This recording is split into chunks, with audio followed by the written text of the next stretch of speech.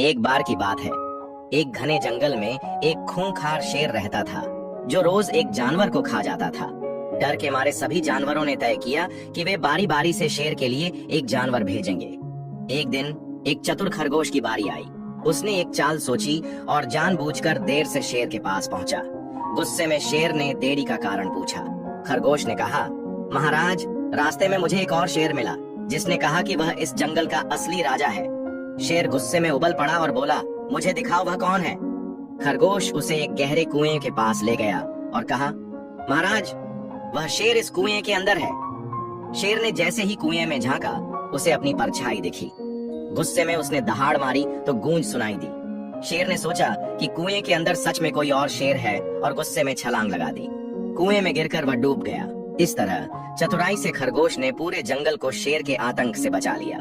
दोस्तों, इस स्टोरी के लिए एक लाइक तो बनता है।